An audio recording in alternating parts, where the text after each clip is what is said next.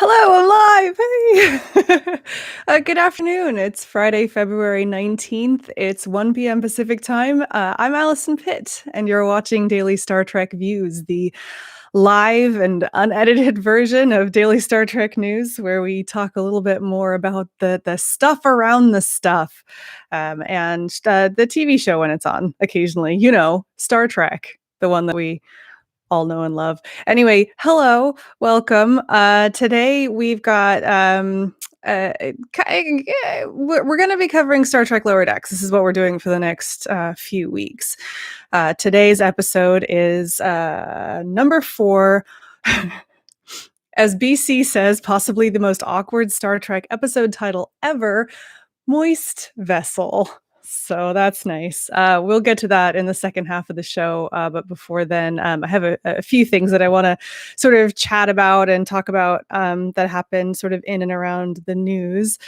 So let me just first say hi to everybody who's in the chat. It's lovely to see you guys all here. I love it when you chat before the show as well, because I can see the chat going on, and it's lovely to see you guys all and say hello. Excuse me, I have something in my eye. Sorry about that. Yes, Mohammed, that was the sarcastic Vulcan salute, because this episode, Moist Vessel, is the gem that gave us the sarcastic Vulcan salute, which is one of one of my favorite things.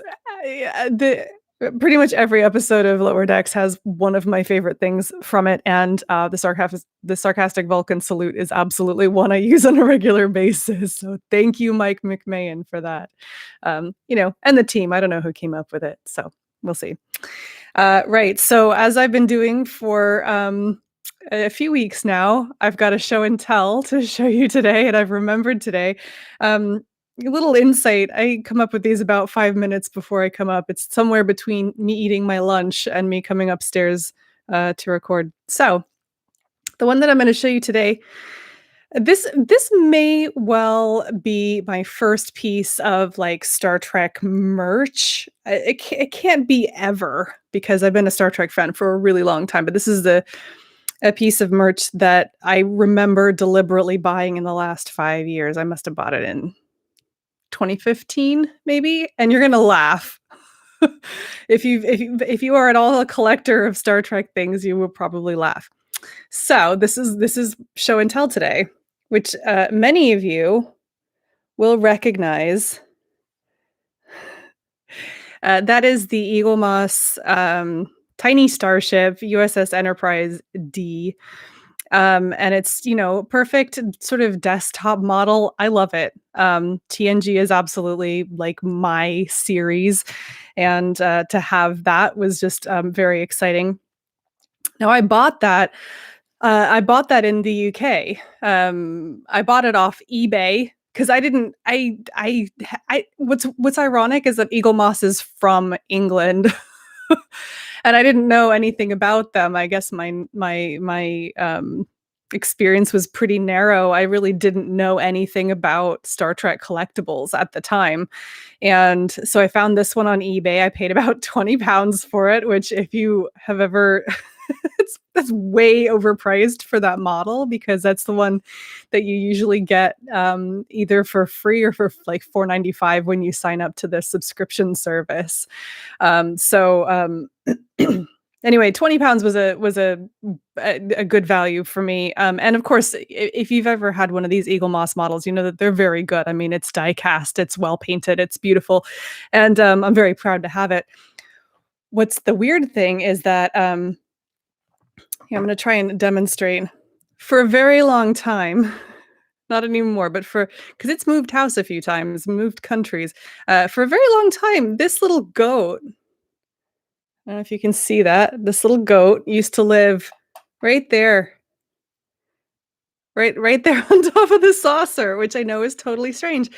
But this used to this sat on my desk at work for a long time. And then it also sat on my desk at home next to where I used to podcast for Priority One. And it sat there with a goat. I honestly, I can't, there he is. I can't remember where the goat came from. I feel like it was an inside joke in the early days of my time with Priority One, but I really don't remember. But there it is. That was my first ever thing, and it feels an awfully long way from there now because I have a lot of others. Don't know if you can see the shelf back there. They seem to reproduce. So yeah, that's show and tell. Wes in the chat has said, "Are you going to subscribe to the new model build kit for the D?" That is a little beyond my price range. I would love to say yes. First of all, I have no place to put a model of that size. I forget how big it is, but it's very large. Um, and I think I worked it out that it will take 2.5 years to collect all the pieces, and it's going to cost like literally thousands of dollars. That's not something that I personally want to commit to, but from what I've heard, it's actually a really amazing amazing thing. I should say that Eagle Moss are one of my affiliate partners, so they're not currently up on the website, but occasionally, like if you see any Eagle Moss links and you link through to them, I get a little bit of a commission for those. So I don't want to be totally clear about that. I'm not selling this product. It's just generally that was my first model. So yeah. Hal Morrison says the Eagle Moss models are like crack to me. I know a few people who literally have the whole collection because of course the tiny starships, they've actually finished the collection now. They're still sending out the ships, but they're not making any more in that line, if I recall correctly. And I know people who literally have the entire collection, and it's amazing. So yeah. Um, Paul says maybe it signifies the ND being the goat. Yeah, maybe. Um, BC has asked about the moon. Now, if you look very closely, the moon is actually on. I'm having a battery issue. So there's actually two things. I need to replace the batteries in the moon because they're very dim right now. And also, if you were watching the show, last year, I have like a Perspex LCARS display back there. It's an LED light up thing. That one has been out of batteries for ages. So I think this weekend I'm going to go and replace all the batteries of everything. So tune in next week. It's going to be very exciting. It will be very bright and shiny and fun and all that other stuff. So, yes. Okay. So where we got? So, you know how most days I'm like, I have nothing to talk about. And today I actually have a ton. I have a ton of notes today in here. And so, like I said, we're going to talk about Star Trek Lower Decks in a few minutes. But before we get to that, I just want to talk about, I like to do this every once in a while, talk conceptually about like the fandom and the news in the fandom and things like that, because there are not very many people who do what me and Chris do, like looking at all of this information, across the breadth of the fandom. And it's really interesting, I think, to impart and share some of that information that we see. This week was a really interesting week in terms of like news, rumors, speculation about things that are happening in the future. And I spent a lot of this week complaining to people that I know, going, well, we know, but we don't really know. And we know that this is happening, but we don't really know because nobody's really said, but we know it's happening and everyone else is talking about it. And, part of the sort of mission of Daily Star Trek News is to try and keep people informed. And if like everybody else is running a story and normally I wouldn't run it because maybe the evidence is a little weak, I feel compelled to kind of run that story and talk about it and try to debunk sort of why you should be skeptical. Now, there were three big stories that happened this week. Number one, Billy Campbell said in an interview with Comic Book Report, I can't remember, it's Comic Book Central, sorry, the podcast Comic Book Central. He did an interview talking about, among other things, Star Trek, The Rocketeer, a whole bunch of stuff. And in that, he mentioned that he will be recording a part for Star Trek Prodigy coming up. He did actually say Prodigy. He said Nickelodeon, and a few people have pointed out that it sounds more like Lower Decks, or there was a little bit of like confusion over what exactly that means. The news here really is that he said is what he said. We haven't had any confirmation or denial, I have to say, from CBS All Access or from Nickelodeon or from anybody else involved. Um, Somebody on Twitter retweeted our post and tagged the Hageman brothers, who, of course, are the showrunners for Star Trek Prodigy. And their response to that was very simply, "Who's that?" So I don't know. This is one of those situations where it's worth reiterating again that, you don't really know anything until you know. And I try to be as truthful as we can, when there's holes like that and we're not really sure. But he said what he said. It's entirely possible that next week somebody will come out and say, "Hey, he misspoke," or "No, he's been fired," or whatever. He's not been fired. I don't know about that. But and at that point, you will hear from us again, and we will do our best to correct that if we can. But so that was Billy Campbell, the outrageous Okona, who I think is wonderful to bring him back. I mean, it was not like the best episode ever of Star Trek.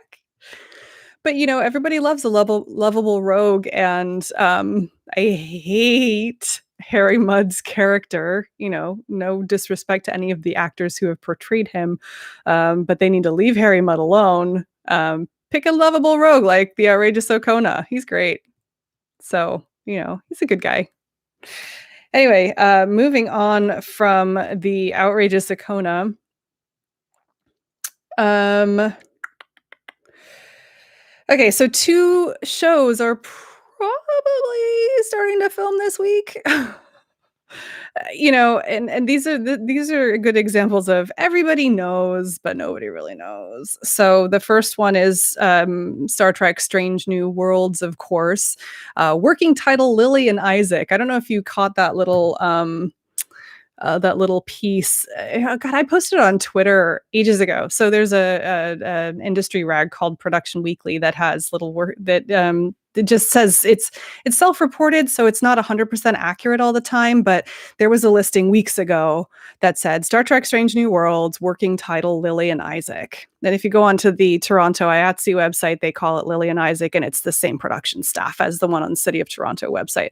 Shout out to Chris Peterson, by the way, who, like, I was not even aware of the City of Toronto's website, but they're now a really cool resource. They show current productions, because I don't know if you followed this at all. The City of Toronto has become like a really huge like production hub for Hollywood. It's like it's growing really, really rapidly. Part of and probably helped by the pandemic, not being funny, because the Canadian response has been a lot better than the American response. The CBS Studios announced a huge facility last year that they were building in Toronto. That's CBS Studios Canada. That's where Strange New Worlds is going to be filmed. It's down the road from Pinewood Studios, which is where Discovery is filmed. But anyway, the City of Toronto is, very rightly shouting about all the amazing productions that they've got going on, because that's now becoming a source of income for them, a source of employment for people who live in that area. David Cronenberg, very famously, when he was talking about Discovery season 3 and season 4, he was like, "I live in Toronto." That's why they called me. So,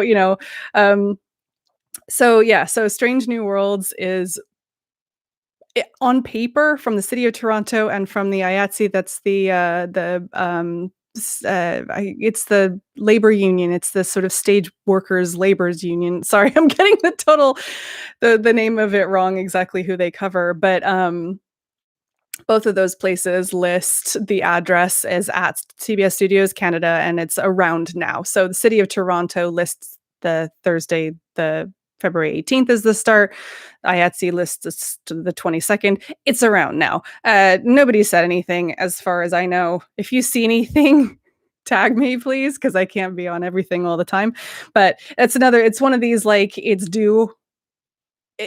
Ethan Peck's been spotted there, Rebecca Romaine has been spotted there, it's starting around now, which is great news, and, we already know it was gonna be 10 episodes long, potentially that could be really short if they're also doing, all the remote, post-production stuff that they did with Discovery, which they should be really good at now. The fear that we would have no more Star Trek this year, I think, is unfounded, and I have no idea what the production schedule would be for that, but the fact that it's picking up is really, really good news. Um, so that's the one we actually have like decent evidence for. The other one, which I'm not going to name any names. So Picard is probably starting now too. Um, I felt really weird writing the article about Picard season 2 this week because, and if I don't know if any of you noticed this, it ended up being kind of awkward because I was like, okay, so the evidence is mounting, but there's like no official anything. So what we had at the time that I wrote that article was a deleted tweet from Terry Matalas, the showrunner who took over from Michael Chabon for season 2. Excuse me. And we had an Instagram post from Michelle Hurd showing, Raffi and saying how great it was to be back at work. Technically, she could be in Arkansas and just be like her version of Outwork is like reading a script. It's not, until people are like on set or somebody like the showrunner comes out and says publicly we have started filming. I mean, we all know it started. But technically it's, I don't know. Terry Matalas deleted his tweet and said, the last tweet redacted by Section 31. And we assume that it's because CBS wants to keep a tight control over when that information comes out. Maybe he was mistaken. Maybe he realized that actually what he meant was something else and it didn't want to mislead anybody. We don't know. So we're just sort of waiting, but it's probably happening now. And, get excited because there's new Star Trek coming. Let's go for that, shall we? That's all I had. I just wanted to talk through those because those 3 stories were like 3 super big stories. And, I was totally expecting this week to be a quiet week. After last week when I was talking about how it was kind of a slow news day, Chris will tell you there's not a huge amount going on. And then these types of stories, they tend to blow up. And then I feel the need to address them. So that's good. A little top tip, and I've talked about this before on the show, and I can bang on about it forever. Don't believe trusted sources. If you're reading articles that say trusted sources, take them with a healthy amount of skepticism. But here's a little top tip if you are ever not sure whether you should trust trusted sources, because, and Larry Nemechek talked about this on his live show on Tuesday earlier this week, that, a lot of people will say trusted sources and then they'll never go back and check. Even a broken clock is right twice a day. So take it with a big pinch of salt. But a top tip is that if you want to know whether somebody's trusted sources can actually be trusted, look at their level of access for the rest of their business. If they are an organization that gets interviews and insider, like official information, exclusives from actual studios in Hollywood, and they're doing that on a regular basis, that means their trusted sources are probably trustworthy. And that's because no self-respecting news organization is going to risk their access to official information by publishing stuff that's rumors. So that's like a really good top tip if you're ever like, trusted source, because the word trusted sources, Deadline will use that, and some other websites will use that, and it's the same phrase. It's just totally different, like, meaning. What's interesting is that actually kind of hit the fandom consciousness this week because William Shatner, took aim because there was a We got this covered, posted a story talking about Star Trek 4 that's reportedly back on the table. Their headline says Star Trek 4 reportedly back on the table. William Shatner eyed to return, and somebody tweeted that and tagged him. Um, bless his cotton socks. Not that kind about it. He said it's ridiculous clickbait. It was never part of this movie. They took the rumors from Tarantino supposedly wanting me and then combined it with the Abrams or whoever's movie.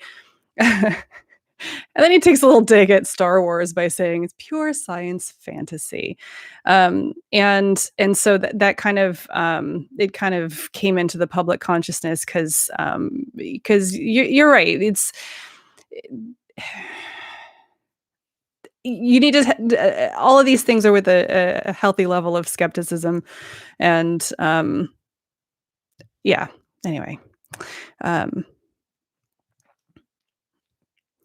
rant completed. I think. Especially because it's 1:21 and I have 9 minutes left to talk about moist vessel. um, right. So, okay.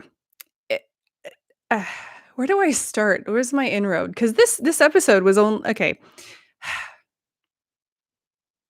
I'm just gonna take a second because I'm launching directly from a rant about misinformation. And leaping into an episode review. Does anybody need a drink of water? Or any questions?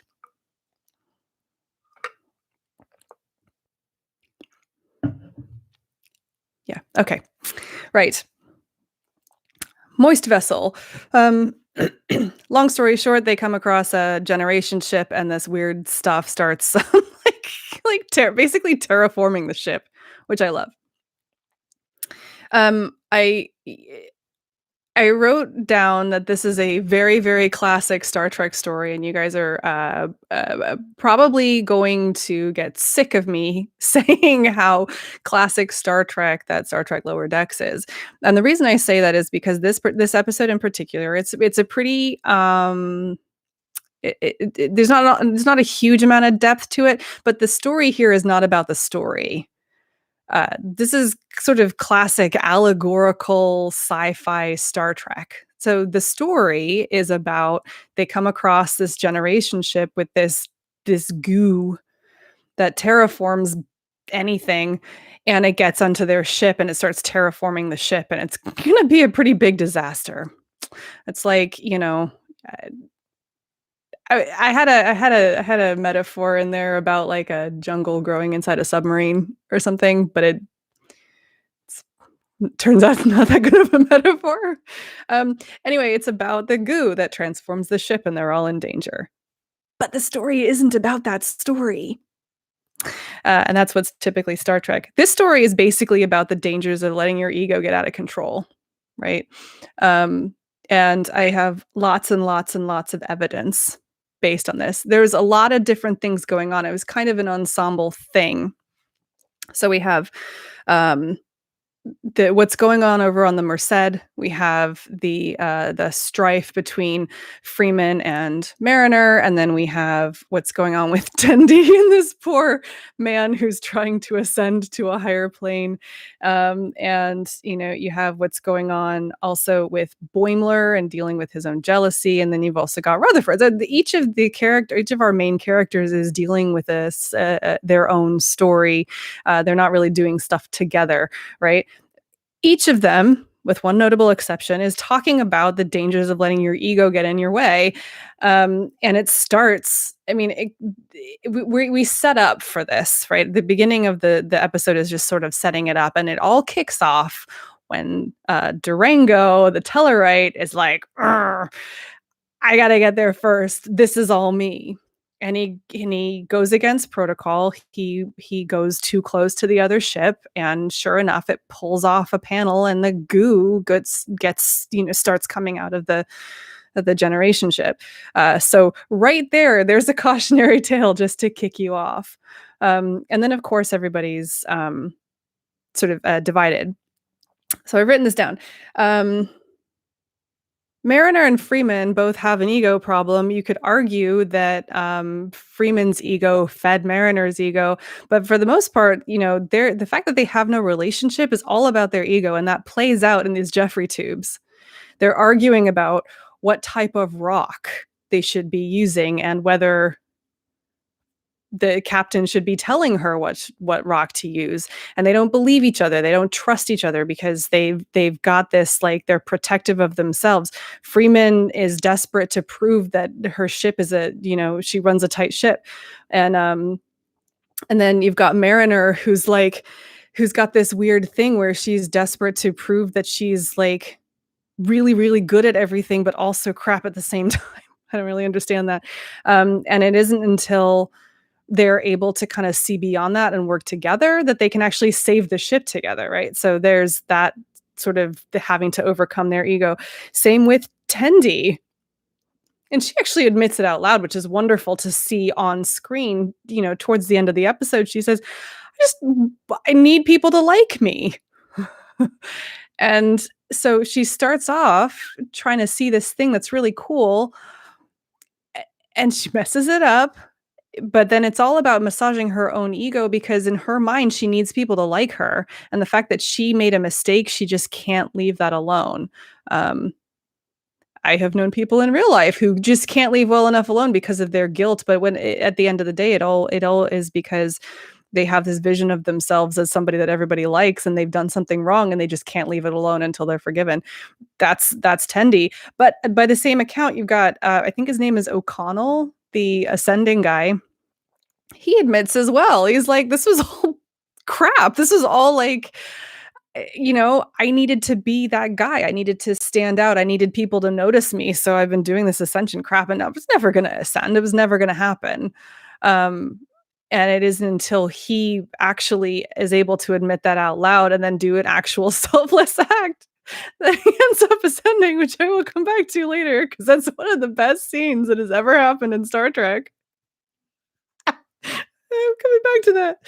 Okay, and also Boimler, he's trying really hard, but his bruised ego because, Mariner got promoted above him, just it makes it difficult for him to see what's really happening, which is this whole power play between Freeman and Mariner, and Boimler's smart, he absolutely, I mean, he doesn't know what's going, like, he doesn't know that they're mother-daughter, but he knows that there's, like, a weird tension there, and, if he'd stopped to think about it for 2 seconds instead of just feeling slighted, he probably would have figured it out, and he probably would have worked better with Mariner to help her, so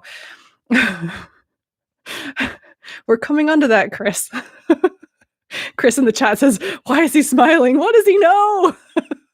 It's the koala.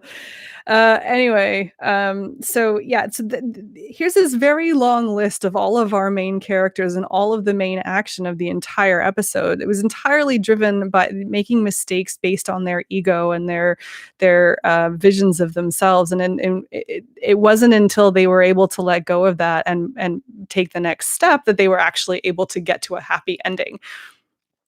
Now, I said before there was one notable exception to that, and that, of course, is Rutherford, who is just wonderful in every way. Um, he gets distracted by pudding.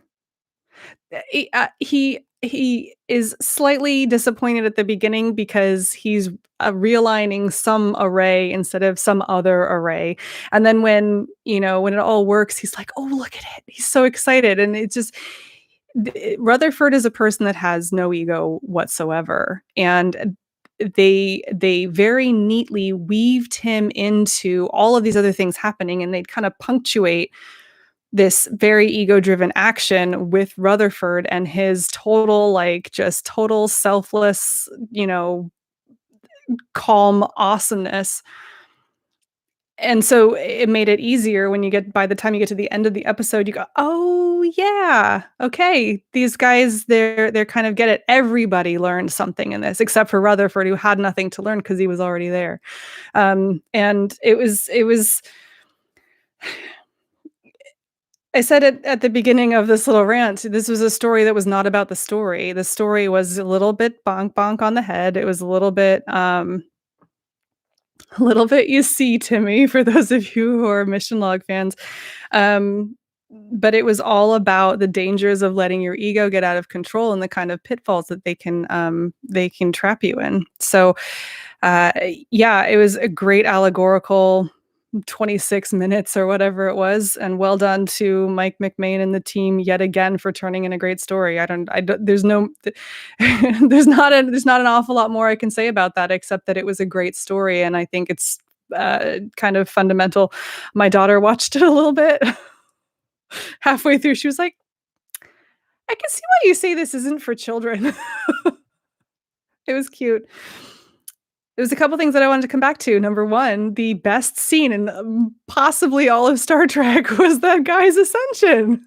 How wonderful was that? He finally commits this selfless act, and he's made peace with the fact that he's not gonna ascend, and then he starts doing it, and it's all like, "Ah," majestic until it's, like, super painful, and then there's the koala, and it is just insane. I, like, cry laughing every time I see that scene. It's so wonderful. Shout out to Haley Joel Osment. I don't know if you picked up on that. The actor who did the voice of O'Donnell, is Haley Joel Osment, the I See Dead People kid, right? Who is a wonderful actor and has grown like, he's, he was that kid from, The Sixth Sense. I couldn't remember what it was called. He was a kid from The Sixth Sense, for years and years and years, and then he's grown up to actually be a great actor. If you haven't watched Future Man, I cannot recommend it enough. I'm fairly certain I've recommended it on this show before. Haley Joel Osment plays the most awful character on that show. He's terrible. He just gets worse. I, I can't explain it without ruining part of the plot, but like he starts off bad and then he gets even worse in the later seasons. And for those of you who haven't watched it, yes, the first couple episodes are kind of gross out, kind of um cheap laughs and stuff. Yeah, Stu Cavell. Yeah. And it kind of matures into this weirdly, like, amazing science fiction. I can't even there is some hardcore classic science fiction themes running throughout that show, and packaged into I just go watch it, it's on Hulu. Um, One final thing. The whole conversation about sensors. I know a lot of people have given Lower Decks a hard time because it's basically Easter eggs throughout, and it's basically making fun. I mean, the sarcastic Vulcan salute and all, it's poking fun at things that are, um, very serious canon. But the sensors thing has always been ridiculous. No one says sensors, and I love that they call it out. And I love that not only did they call it out, they just straight up, I mean, that was a scene that was talking directly to the audience, and it's so refreshing and wonderful. Sensors. Anyway, that's all I have. I wanna say my genuine thanks to Christoph, if he's here. Oh, he is here. Hi, because this was your idea, doing Lower Decks. I haven't rewatched Lower Decks since it came out last August, and I loved it at the time, and then we didn't have time to kind of digest any of that because we went immediately into Discovery. So, having an excuse to go back through these episodes is wonderful, and thank you for that. Right. I'm gonna quickly. You guys weren't chatting that much, so I don't know that there's a huge amount. But I'm gonna check really quick up in the chat to make sure I didn't miss anything.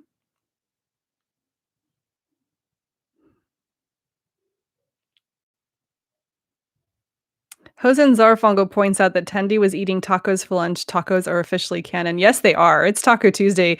Um, I, I can't remember if we've already seen it or if it's later in the season with Dr. Tiana, the doctor. who's, like, super into tacos. Or is it nachos?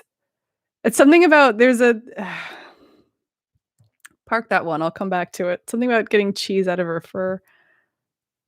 Um,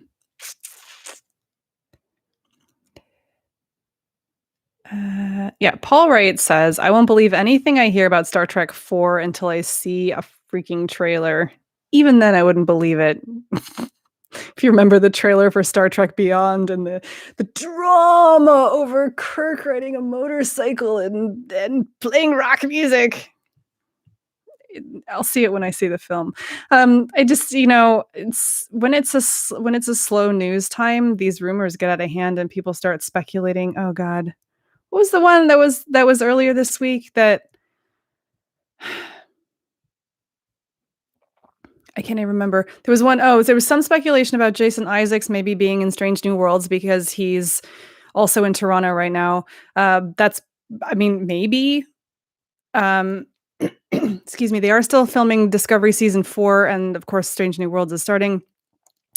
Jason Isaacs is actually he's playing the lead in a pilot called Good Sam, which is filming at Pinewood, Toronto. So, if I mean, it's possible that he could like nip over to the next studio, but just beware of that if you see that rumor, because it's more likely that he's just filming his own thing. Because Toronto now is like Hollywood, but in Canada, and you know, almost all the way to the Atlantic. So, yeah,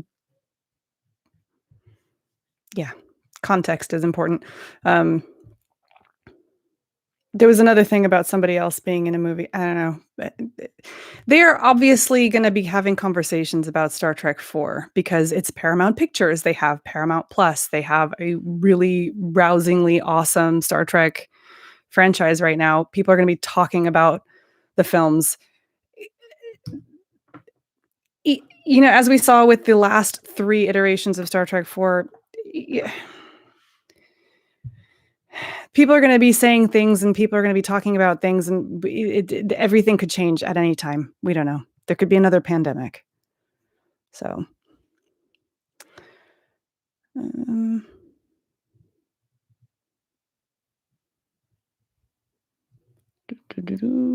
okay. Oh, and now we're back at the top. Excellent. Right. Um, yeah, BC Star Trek was canceled definitely several times this week. Um, um, it's just not. It's even if they spontaneously stopped production on everything, all the billion Star Trek shows that are out there, it's simply not canceled, and it won't be until every last Star Trek fan has aged out and died. It just stop talking about it. Anyway, makes me angry. I try to stay nice. Look at me, I'm smiling. Thank you guys so much for being here. As per usual, I really appreciate you being in in the chat and listening to me waffle on about things. I appreciate it. I love to hear what you guys think. And yeah, thanks again. Oh, also, yes, Mohammed, thank you for having your little face pop up there in the chat. Mohammed is having a special thing on Sunday. His BioTrekkie with the Admiral series, they are doing a live premiere, which if you've not been to one on YouTube, it's a scheduled launch. So it's a pre-recorded video, but it's live. There will be live chat available, and he's going to be there with Jane Brooke, and they will be chatting in the chat. And Mohammed, if you are still here, can you put the time, because I've forgotten. I want to say it's at 10 a.m. Pacific time. And I know you weren't fishing for that, but you're doing good work, so people should go and watch it. And that's Sunday morning, I believe. There we go. 1 p.m. Eastern, 10 a.m. Pacific time on Sunday the 21st. So go and watch that. Thank you again, everyone. If you like what we're doing here, please check out our Patreon page. We're supported by you guys, and it just helps us kind of get around to more places. And we appreciate all of the support that you guys give us, because that's kind of what keeps us going. So that's at patreon.com/Daily Star Trek News. And I will be back with the show on Monday, and back with this live show next week. We're doing Cupid's Errant Arrow. So it should be fun. Thanks again. I hope you guys have a lovely weekend, and we'll see you next week. Live long and prosper.